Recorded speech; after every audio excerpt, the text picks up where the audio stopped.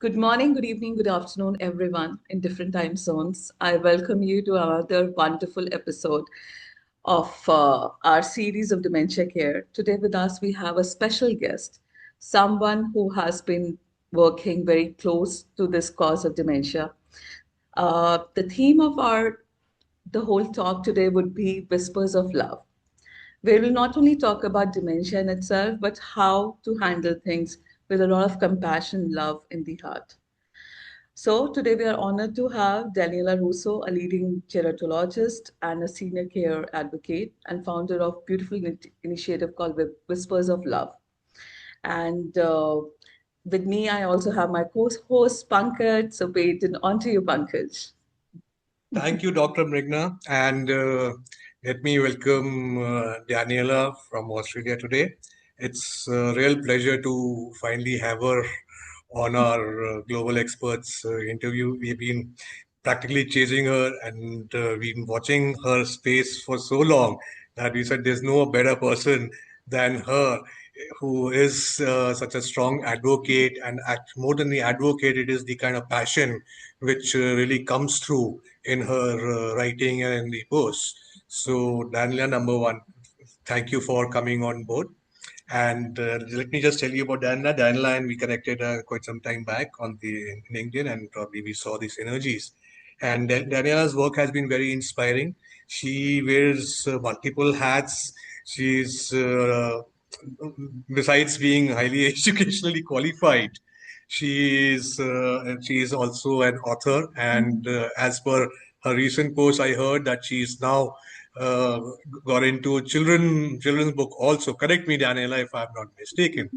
For the intergenerational connections between the seniors and the younger generation, which I think is a beautiful concept because we all are talking of from a very highly person-centered care, but whereas we are somewhere down the line missing out on the generation before the immediate generation. So yes, let's not come to the situation like Japan where we have to start renting grandparents or show the grandchildren how grandparents look, and that is where I think world voices like Daniela come onto the platform and shares her knowledge. We really look forward for your learnings, and thank you very much.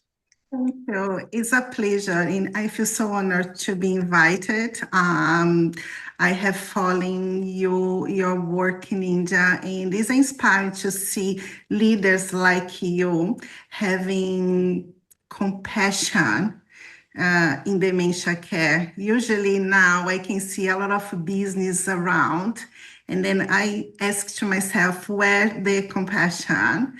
And you are proving to me that you can do business, but also you can have compassion and empathy for people. So it's a pleasure to have the opportunity to share a little bit what I do in my little bubble. No, your little bit is a lot for us learning. Yeah, so I start my journey in dementia care. To be very, very honest, I tell everyone because my mother had dementia when she was 52 years old, very, very young. Back in the time in Brazil, I was a cognitive therapist. I was a cognitive director, one of the biggest institution in Brazil for children or adults with disability. I knew about dementia as a brain disorder from the books, to be very honest. Brazil, back in the time, we didn't look after too much for senior people. Like, you are old, you are just old. And I didn't have yet senior old people around me as well. So I was focusing baby children is nothing to never deal with anyone with dementia before, apart from books. When my mom told me she had dementia, she was 52 years old, I was in denial. I said, no way, you have menopause symptoms, stress symptoms. I don't know. I was trying to find, and the doctor was telling me, I could not believe. I went to define the doctors. I have friends, neurologists, psychiatrists, and they say, You don't know anything. This is my mother. I know better than anyone. But anyway, my mother had three types of dementia, not just one. And was I learned everything by mistakes. We did so much mistakes during her journey, and I have to be very honest and humble to say that Jesus make me what I am now to my clients. Because when I started pedagogy 35 years ago, I learned that learning, you learn something, your brain learns something after you make mistake. You learn, and then to assimilate that learning, you have to make the mistakes. And then when you do the mistakes, you learn. And exactly what's happening in my journey in dementia care. I learn very painful with my mistakes. And I now try make people that start in the journey or is in that journey to not do that mistakes, because looking back, we could make so much for my mother in many, many different ways, including clinical, that now it's late. But I decide to make my pain in something beautiful, because Jesus, I always talk with my mom, wherever she is now, she left this legacy to me that you can do, you are my daughter, you can do better, so go and do better. So I'm trying my best in my little bubble to to make people rethink about dementia care. We see a lot clinical. Until now, dementia is just a diagnosis, it's clinical. And in the end of the day, the person living with dementia and the family that's helping them, they don't have this clinical support 24 hours, 3 a.m. Who is there to tell what to do? Doesn't solve the problem as well. People want to know what to do. So my role now is to empower carers to find a little bit of joy. It's not just about sad parts. Dementia can bring beautiful things, can bring joy, healing, reconnection. Is what I said the other day. So many children are estranged with their parents, and this is the time to reconnect it. It's just a time for forgiveness. Just time to start a new chapter, a new life, a new relationship. So I don't see dementia so ugly like before. I can see beautiful things. I talk too Amazing. much, so you have to start. No, not No, no, at no, all. it's No, it's beautiful, Daniela. We weren't disturbing you because honestly, it was very beautiful to hear your story, how you started with things. And to be honest, it was a very similar thing with 50 plus also. So the first senior we started working with was dementia. And she was only 53 when she got diagnosed. So this is how the name 50 plus came in, instead of, like calling it a senior organization or something, to remind the people that dementia can hit really young. Yeah. And so I totally resonate with your story, but it's beautiful, beautiful approach that you've taken towards, you know, finding this time to reconnect. We call it doing reminiscence memory exercises, but it's more, I think, adequate to say it is the right time to forgive, to rewrite that chapter of life.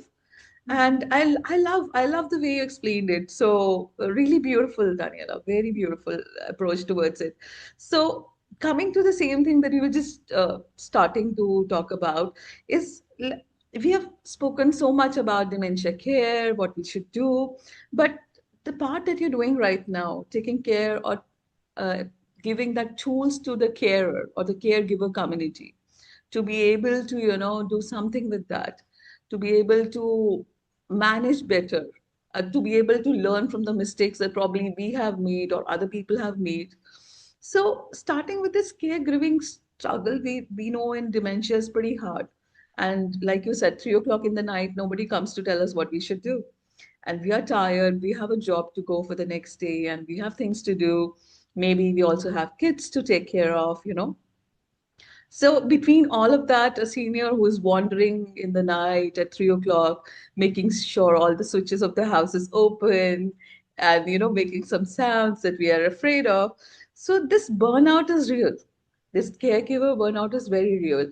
So could you explain us a little more about what respite care really means to you as a person and as a gerontologist, and also why it is so important in dementia care? Yes, respite means give a break to the carers. It's so hard to look after, and it's not just about dementia. Look after another human is a hard job when you are a parent for children, babies, teenagers. Then you have to look after a husband, wife, look after another human. Sometimes in biology, I know we are animals, and then I think that's not fair. We are the only animals that you have to look after each other. The other animals, they don't, the horse born and just start walking and that's it. But we have that. I don't know, maybe because you are intelligent, you have the bones and the on and the pros, and maybe we have to look after. So look after another human, it's hard for any age.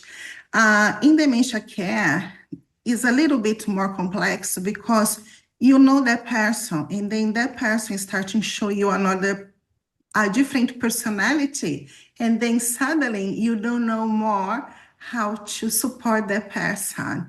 And it's when the caregivers become really, really exhausting because they have, if it's your father, mother, husband, wife, you have that expectation that person be the person that you married or your parents. And then with dementia, they are no more the person. So look after them is really a challenge. I try my best come to Australia. I am a manager in a respite. Means more about I give you 6-7 hours break. It's like in an adult care. My seniors, you come to my place in the morning around 8-9 and go home between 2-4 o'clock. And then the carers, they have that break to work, to do what they want, to sleep what they want. But also, it's good for the person living with dementia to have opportunity to do different things, not be at home. A lot of seniors with dementia, they live alone as well. So sometimes I talk with them and I say, you need a respite, a break from yourself as well. So you have to find joy in other things in life. So respite means that I know in Australia, they have respites for overnight, for weekends, so the families can travel, the families can have a time. And then this is very, very important. This is very important. Yes, it's a very good thing what's happening in Australia, but as everyone needs, so you imagine the waiting list for that is huge. So I try, my respite is Monday to Friday. I have clients coming once a day, then maybe 2-3 times per week, but I have clients coming every day, Monday to Friday, become a little bit, they work, they think they come to my place to work, and then I give a job for everyone there. It's, yes, So and what you are trying to say, Daniela, is though yes, I understand respite care because I subscribe to that concept. Because whenever I am as a caregiver, probably there is a threshold point in me also. Probably maybe 4 days, 5 days, 6 days. After that, obviously let's say the irritability or that issues related to caregiving graph goes down. So, is there a slight overlap between respite care and daycare in a way you see? That when people are coming in for daycare, it is actually in a way respite care also? yes, I think it's the same way. It depends your philosophy, how you run the place. My place, I try run in a way, the seniors come and they have a very active day. It's not, no one sit down and sleep. I do have some, they need that catch up sleep because they have been awake all night. But the goal is making them be very productive, maximum hours with a lot of brain stimulation, physical stimulation. When they go home, the biological clock start working a little bit better, and then they go in a routine that they can sleep during the night, or the energy, especially males, they have male energy. And then when they spend that energy during the day with us, when they come home, they are more settling. And then they can, the family that's looking after them, they have more quality life with them because they are not more walking to the house, opening cupboards and asking to leave the house. Yes. The conception about respite and they care is the same, but depending how your approach. I know Brazil, I live in Brazil, so I don't know now, but back in the years was pretty sad. Like seniors, you go and sit down there all day and do nothing or just walk in circles. I believe now things are changed. You have more information, more education, and people with dementia, they can still learn. And every day, I just science, evidence and facts. In my respite, every day I have the evidence and facts. I think about something and then happen. My clients give me the facts. I have seniors, 85 years old, doing amazing things, learning new skills because they have been, I call open the right box. My staff and I, we are stimulating them so much that they learning different skills Oh, wow, again. Yes, because it's the way that you're running with there's a lot of love there, a lot of I look at the strengths. When the family comes to me and say, my father, he doesn't do this, he doesn't do that. And then I say, okay, what he does. I want to know what he does or what he used to do, what his strengths.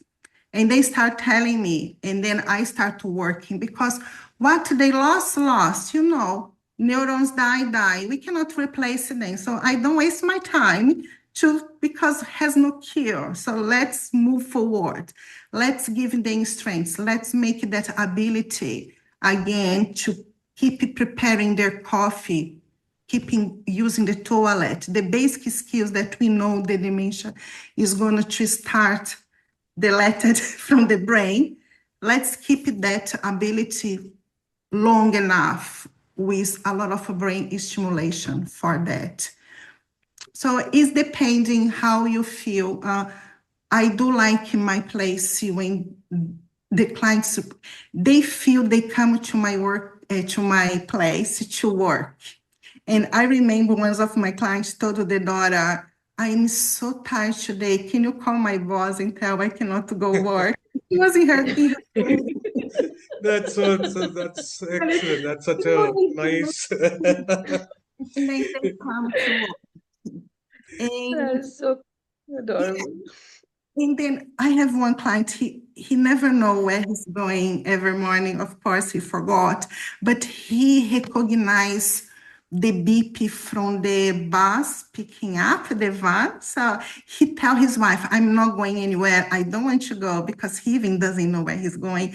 But then he listen, he hear the beep and he's in the door and then always smiling, go inside the bus. People tell me people living with dementia cannot learn skills. I prove every day that this is the really dementia care.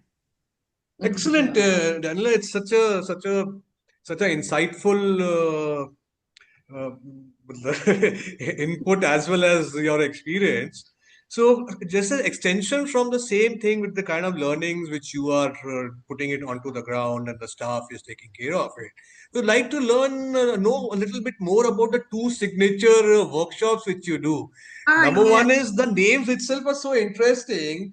Is like languages of five languages of connection, and the something is cooking in dementia care. It's okay. like The really wanted first to listen to that.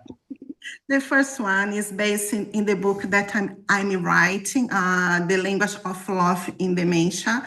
When I saw my father looking after my mom all these 15 years, he only could do because it's not just the love man and woman, is the love by the human in doing in knowing my mom so well, knowing that she doesn't like water, she likes coconut water. So tell all the staff that was helping him, she doesn't like water, it's coconut water, or the way that she has to brush the hair, her perfume. This is the language of love between the couple. And my father keep that until the end. And I learned from that if we know our language of love for care and the language of love for the person living with dementia, would be more easy this journey together. Because in how we can do that, we take the 5 languages of love and you apply in dementia care. When people watch this workshop, I tell them, first, when they come to talk with me, I tell them, you don't listen my words, you listen to my heart. Because English is not my first language, I will make a lot of mistakes. I don't want that, but you have to take the key message from my heart. And second, for you care about another human, you have to heal yourself. You have to love you first. In healing, you cannot take care of your mother if you had a very bad relationship with your mother. You are not going to apply any of my help.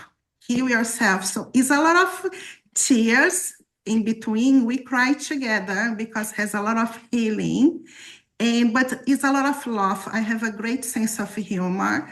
Maybe this is something from Brazil. We laugh about bad things, make a lot of jokes. I try to be very respectful, but I realize when my father was looking after my mom, he always making a nice joke with my mother, like treating her with a lot of jokes, and both of them was laughing. And my mom, even she was not understand, she was laughing in the end, maybe because she didn't understand. And then the atmosphere was much lighter than someone so negative complain all the time. So in this workshop, I try bring a lot of tears to heal. Cry, it's good. We put our feelings out, but laugh is better. So we laugh a lot. And then in the end of the day, I feel people go more in power, especially wives. I have a big group of wives looking after husband. When they come to me and say, Daniela, I can't more, that's too much. I joke with them a lot, okay? I tell them, why you marry him first? Why? And they start telling me, say, can you find that love again? Can you find that man again? And they look at me and they laugh and they cry. So they go home and they find that person they married. And then the care for that person become a little bit more soft, more light.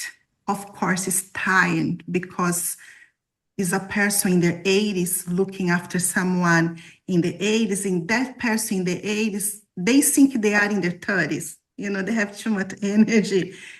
I do understand that. But if I tell them, pick up your battles, laugh as much you can, let them open the cupboard 10 times, and they tell me, but they are looking for something that they even don't have. And I say, tell them, if they are looking for a jacket, tell them, your jacket. And I always tell them, you have to use the words. Did you call him love? is the couple language. You have to put that language in between. Yes, honey, oh, that jacket, has a stain. I sent to the dry cleaner. Tomorrow we are going to pick it up. And the person you close, oh, okay. Because you go through the story that the person is living that moment. And this is one workshop, and then is something cooking in dementia is about, I compare a brain with dementia like a mess kitchen, and I use a little bit more science to explain. Doesn't matter. When I talk with the language of love, I do talk about brain neuroscience, but actually it's more about feelings. And sometimes the caregivers, they don't want to understand, to be honest, what's a frontotemporal dementia, what's Alzheimer's does, what's all the terms. In the end of the day, doesn't matter, 3 a.m. But some people, especially professional staff in the ground, in the floor, it's good for they understand when they are supporting someone living with dementia, how the brain is working when they are talking with them. And then I make a lot of jokes and fun, and people laugh a lot. As an Italian and Brazilian, I do like to eat. I don't like to cook. So I make a little bit mess in my kitchen. and people and people laugh. And then all these things that I'm talking about, when we laugh, our stress go down, and then our brain print that message as well. Because yes, brain is smart. Brain print traumas, and brain print good moments. Is why we can remember a joke that someone told you when you're a child, or a trauma. You cannot remember things that's so just what's fact in your life. And yeah, so this is what I'm doing here in Australia. Hopefully can start traveling to show more. I think a beautiful approach when you're talking about, especially because whenever we're talking about dementia, we're talking about the grief related to it, losing the person, he's not the same person. So a lot of people talk about the grief associated with losing the individual that you were once with. But this perspective of, rediscovering your love, or rediscovering the person that it was, or the person that you fell in love with to begin with, is, I think it's a very beautiful and a very revolutionary approach towards dementia, if we talk about it. And I personally feel, I think this is rather more positive approach, and it is true, as science has proven, as there are various research papers on it as well, that positive reinforcement of memories work much more better than negative reinforcement. So I think the same applies for the caregivers and for the individual with dementia. So I think these workshops, I think, would be amazing. I can imagine people going, crying, laughing, with all the emotions, the whirlwind of things. It's So that's beautiful. a healing day when people, and they expect someone comes with PowerPoint and starting talking, and I make him very, very fun. I like to acting a little bit, and people doesn't. And then I have people coming in the end and say, "Why are you making me cry?" I never cry in my life, and then I say, "Well, that's sorry, I didn't want to upset you." But then she come and hug me and say, "You heal myself. You heal myself," and then that's my rewarding when I can help one person. And it's so good to see. We have to be positive. I think my mother lived 15 years dementia, and my father was keeping his good mood because of that, because the love and because the positive things. And we saw beautiful in dementia. Even I tell everyone is messy, but as a human, we are messy as well. Any brain is messy. It's why I don't like when people talk too much, separate dementia from human. We are all here. Yeah. You know what I mean? It's nothing. Why will we treat someone with dementia different than you're going to treat with no dementia? I don't get that. And it's why my advocate is to empower people and say beautiful when they cannot see, because has beautiful things there. They still who they are. I tell them they still. I have a client telling me they are in their 30s and they don't recognize their wife. Like the wife said they don't recognize them, and they say, I don't want to be mean, but you are old. He recognizes when you're young. So it's nothing, he cannot do that. Like it's nothing that he can help. But if you back to the memories, maybe your face it doesn't look the same. I have to be very clear. But if you do the same things you're doing when you met him, the music, the same touch, the same tone of voice, he's gonna to find you through your wrinkles, sorry. But it is, and then just happen. And what I'm try proving in Australia, this can delay these people going to a permanent care. They are more in home and the family more involved in activities at home. If they I do a lot of suggestions. I'm not a doctor, so I don't prescribe any actions, not medication, but I just give suggestion of a good routine. And I have a lot of people following that, and they come to me and say, that's very manageable. It's still stress. It's not a fairy tale, it's not magic, but it's more manageable than was before. And this is important things, because here in Australia, we do have a waiting list for permanent care. Yes. In 10 years, that's going to double, triple. So we have to empower families how to look after at home, because they deserve to be in their home. They deserve to be at home. So this is why I advocate for that. They deserve to be at their home. Oh, that's beautiful approach towards it. It's really fascinating to see how creating bridges of memories through connection and activity and the positive emotion reinforcement is very essential, I feel, and is very useful also in these cases. Like you said, delaying the movement to the permanent facilities. So I think that's very important, and that is what all we should be aiming at. So Australia, as we know, is known for like a very multicultural communities, especially we know in terms of dementia. So, what does multicultural dementia really mean? Because we have heard this term a lot of times, especially in reference to countries like Australia. And how does Australia ensures its standards and guidelines to include the people from various ethnic backgrounds to it? Okay. So, can you please, if you would like to talk about this one, because Yes, you yourself are from Brazil, so I'm sure you can I'm relate to so it much better. scared. I tell my children they have to look after me. I'm so scared to find the system.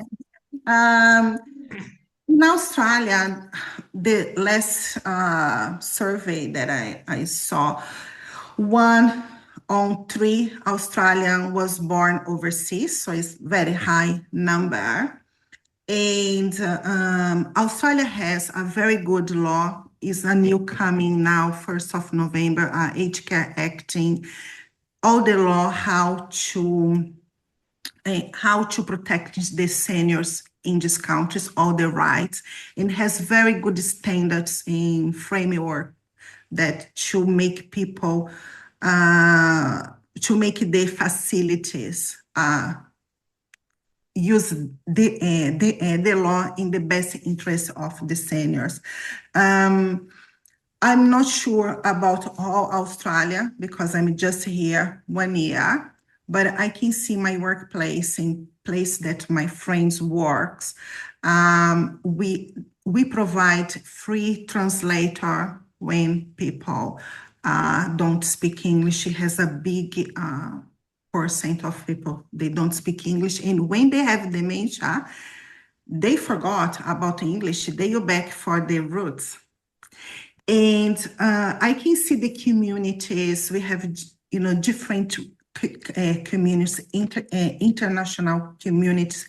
They start moving themselves, like they start to create their own organization, so they can provide more specialized care through the culture. And I do support that, because I always tell my children, I have been living in so different countries, but why I'm getting old, I just want to go back to my roots. I don't imagine myself going to a facility and eat a food that doesn't belong to me, or do something is not okay for my culture. And who is going to protect me? The law protects that. In my view, it's more to prepare the workforce. In my center, I try hire people from different cultures. Even I had the other day one Japanese lady, so no one was Japanese there. I translate everything in Japanese, and then we make flashcards. She was 95 years old, and we try communicate. We have technology now to translate things. Even I told the kitchen her food. I bought the hashi for her. She's going to be the full Japanese in my center, and we are going to bowl for her. And was amazing to see my staff learning, breaking that barriers. It's what means be a multicultural country. You have to break your barriers and accept the culture, and not try force people to do what usually you do here, because the law, you protect the identity and the dignity of people. So Australia is really, really good for that. It's just more training, I think more workforce training. People need to understand. When I talk about support workers that usually working with dementia care, I see a problem. They do all them, they are trained, the government to make them be trained. Training is one thing, and then you have the knowledge, and then you have the common sense. And then you have the person with their own life experience. Most of the time when you care about someone, we forgot about your knowledge. Sometimes we forgot about the common sense, and we use our own experience in life.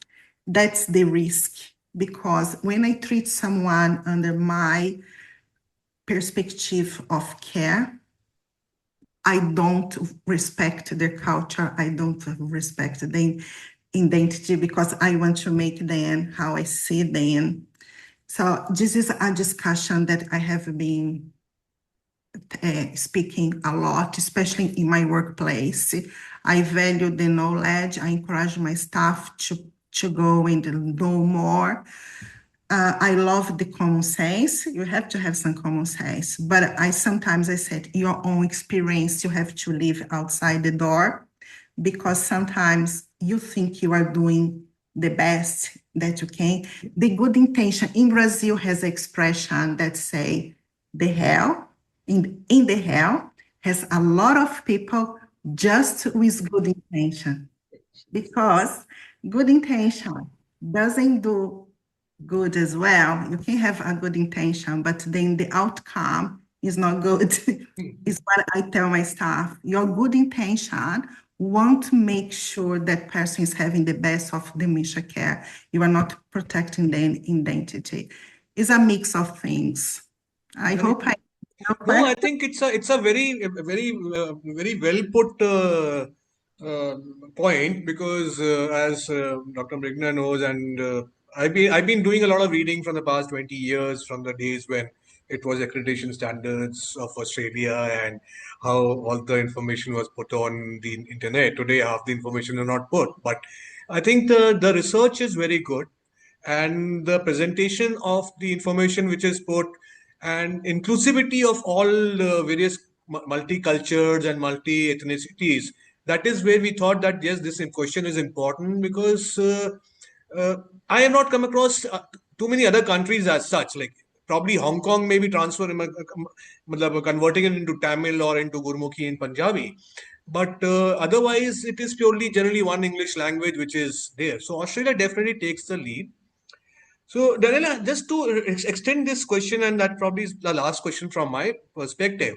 When you're sitting 5.5 hours away from India and seeing India from their angle, and as obviously Brazil probably another 20 to 15 hours away, and the developing countries, what do you really gather as to what is happening? Because today the world has become very small due to social media. You see everyone's work and everyone's comments and everyone's ideas. So, how do you really see India is developing, and what would be your one or two main suggestions for the industry to take it forward?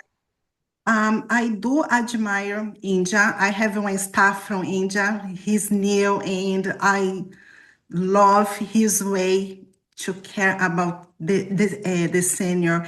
And he's teaching me a lot about how India has this bond, family bond, the respect from the seniors. This is what India can teach us in Australia. Australia is good for the laws and framework and system. We are very good for that. India is good in connection, in respect to the seniors. I know senior has the voice in India and the connection. They look after the senior. We have the Western have to learn that. And the other day I was talking with someone, I forgot her name, sorry, but she's doing a master or PhD in India, and she was asking me how you see everything here in the about colors. We were talking about colors, and then I said why you want to change the colors in India? Because I was talking about blue is not that good, purple is not good for the brain. But imagine if someone was born there with all that mix of colors. Why you want to change the colors? Because just I said it's not brain friendly, but it's not brain friendly maybe for me, for the scientists, but it could be for the people. So why you want to change? I told her, don't change. Don't change your culture because you have to fit in a box for dementia care. I think what I was following everything that you are doing, and then I can see that is very professional in the way that you try make things work in a system. I know India is a big population. It's kind of hard to put that framework and make everyone use that framework. And then I think for myself, why they want to change that? The answers, I think, for what Ninja is facing in dementia care is in the families, is that proverb that says, take a village to raise a children, take a village to support a senior. And you guys, you have everything. You have that system that's millennial, like for thousands of years. You are supporting everyone in your house. And then people doesn't feel tired. If you have multiple carers in a house, how you gonna burn yourself? It's different from here that the children gone, everyone gone, and the person is alone at home. Then you have one son just look or daughter looking after. In India now, everyone is important and the neighbors are important. That's so beautiful. You know your neighbor, you know the children, the grandchildren from your neighbor, and these people support. I believe if in India people starting create projects about that in the community, make the community, empower the community, you'll be so beautiful. You don't need to worry too much about residential care. You keep that for the ones that they don't have that support. This is how I see in each country that I have been talking in Africa, in Middle East, I find very beautiful, interesting things in the culture. We cannot disassociate dementia from the sociology, from culture. At the moment, we see just as a clinical, and then we are not going to find solution for dementia care there. Doesn't exist. We Very true. know that Very true. dementia has no cure. That's it, it's a point. Not sure if one day you find the cure. But what has cure is in the community, in the society. Not the cure, but how we deal with the dementia. The answers are in the community. In India, can do this so well, so well. No, very well point taken, and I think that is a kind of a reassurance, especially when it is coming from outside. As to if you would have asked me how I see Australia, I would give my version, and you're giving me of India. Yes, there are challenges, but I think the underlying fact is yes, it has to be community driven, and definitely it is not one shoe fits all. India is a diverse country, so the rural and the urban solutions will have to be taken care of. But yes, I think there are pockets where the community is very strong, which would be able to take care of it. So I think yeah, it's a very good thing, and we will definitely work on that and try to take all the inputs and all the learnings from. Something, can I add something? Sure, sure. Um, when I talk with just my staff from India, and when I see him dealing with the client, and then this is I call the language of love. The way that the tone of his voice, the way that he talks, his body language. And I met other people from India as well in the workforce, and I see like a pattern. That's so good because sometimes I see clients a little bit more confused, agitated. Just the way that he talk, he calm down. And it's not what he's telling the person, it's the way that he's telling, his tone of voice, the frequency of his voice, his body language. And I admire that. And then it's I told you, if you empower these calves and show them, you have the answer inside you. You just need to believe in yourself and do it. You are going to empower all Indians to look after, their family. That's beautiful. That's No, beautiful. no, definitely. Very nice. That's actually very well said, Daniela. So, just winding up the last of the things, I would love to know something. You shared a beautiful instance how your father cared for your mom, right? So, something that happened with you, or some incident that happened with you that really changed your own perspective towards dementia and the care and has inspired you is something that I would love to hear from you. I'm I sure there'll be millions of story, but It's a challenge because I talk, my brain do a zigzag. I go to A to Z very easy. Every day, every day, someone is inspiring me. When I'm in my workplace, I observe people and then, oh, I learned something today. And all my clients, I think was my mother, first one, that she showed me what real life is, that we have to enjoy today, not to think about tomorrow, because maybe tomorrow in dementia you'll be yesterday if you went back to the past. And sometimes we overthink too much about the future. So this is my big inspiration was my mother, and she's with me all the time.